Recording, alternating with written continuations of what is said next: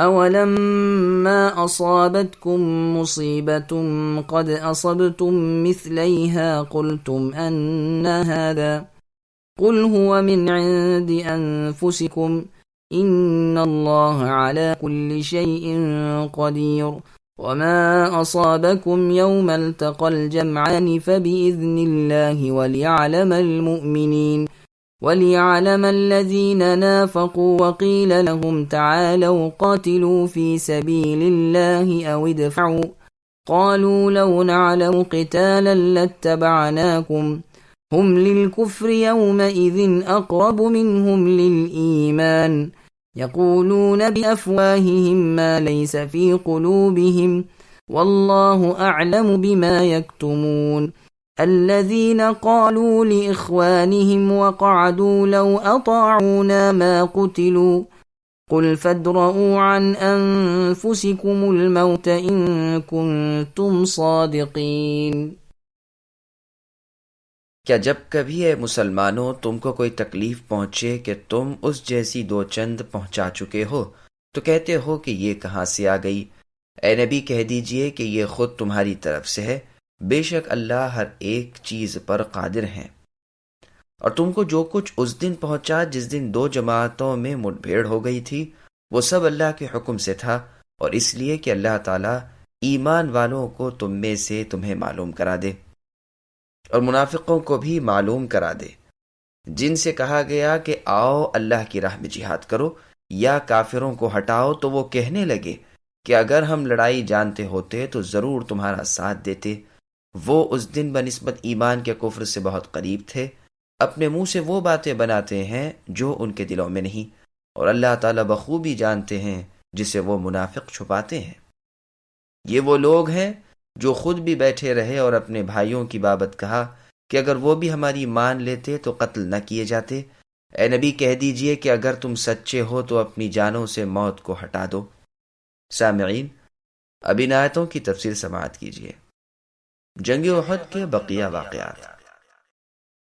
یہاں جس مصیبت کا بیان ہو رہا ہے یہ احد کی مصیبت ہے، جس میں 70 صحابہ رضی اللہ عنہم شہید ہوئے تھے، اور اس سے دوگنی مصیبت مسلمانوں نے کافروں کو پہنچائی تھی، یعنی بدر والے دن 70 کافر قتل کیے گئے تھے اور 70 قید کیے گئے تھے۔ تو مسلمان کہنے لگے کہ یہ مصیبت کیسے آ گئی؟ اللہ فرماتے ہیں یہ تمہاری اپنی طرف سے ہے۔ عمر بن الخطاب رضی اللہ عنہ کا بیان ہے کہ بدر کے دن مسلمانوں نے فدیہ لے کر جن کفار کو چھوڑ دیا تھا، اس کی سزا میں اگلے سال ان میں سے 70 مسلمان شہید کیے گئے، اور صحابہ رضی اللہ عنہم میں بھاگڑ پڑ گئی۔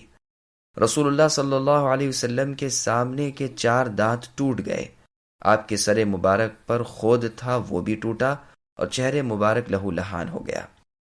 اس کا بیان اس آیت مبارکہ میں ہو رہا ہے۔ یہ روایت مسند احمد وغیرہ کی ہے۔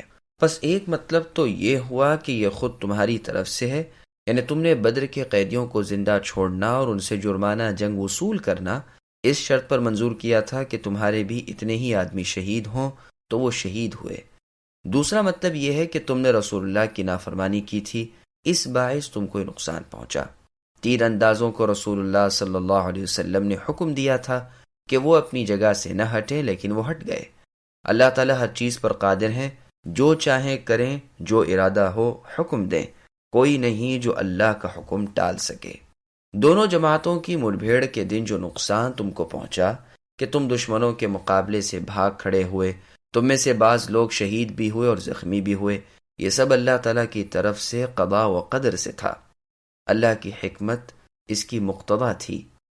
ایک سبب یہ بھی تھا کہ ثابت قدم غیر متزلزل ایمان والے صابر بندے بھی معلوم ہو جائیں اور منافقین کا حال بھی کھل جائے، جیسے عبداللہ ابن ابی ابن سلول اور اس کے ساتھی کہ راستے میں سے ہی واپس لوٹ آئے۔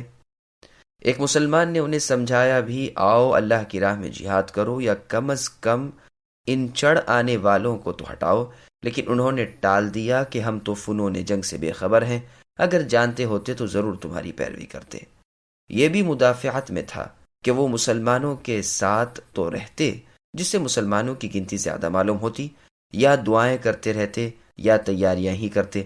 ان کے جواب کا ایک مطلب یہ بھی بیان کیا گیا ہے کہ اگر ہمیں معلوم ہوتا کہ تم سچ مچ دشمنوں سے لڑو گے تو ہم بھی تمہارا ساتھ دیتے، لیکن ہم جانتے ہیں کہ لڑائی ہونے کی ہی نہیں۔ اللہ تعالیٰ فرماتے ہیں کہ وہ اس دن بنسبت ایمان کے کفر سے بہت ہی نزدیک تھے۔ اس سے معلوم ہوتا ہے کہ انسان کے احوال یعنی حالتیں مختلف ہیں، کبھی وہ کفر سے قریب ہو جاتا ہے اور کبھی ایمان کے نزدیک ہو جاتا ہے۔ پھر فرمایا یہ اپنے منہ سے وہ باتیں بناتے ہیں جو ان کے دل میں نہیں، جیسے ان کا یہی قول کہ اگر ہم جنگ جانتے تو ضرور تمہارا ساتھ دیتے، حالانکہ انہیں یقیناً معلوم ہے کہ مشرکین دور دراز سے چڑھائی کر کے مسلمانوں کو نیست و نابود کرنے کی ٹھان کر آ گئے ہیں۔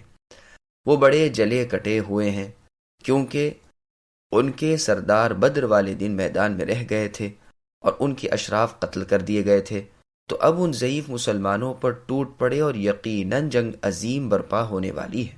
بس اللہ تعالیٰ فرماتے ہیں ان منافقوں کے دلوں کی چھپی ہوئی باتوں کا مجھے بخوبی علم ہے۔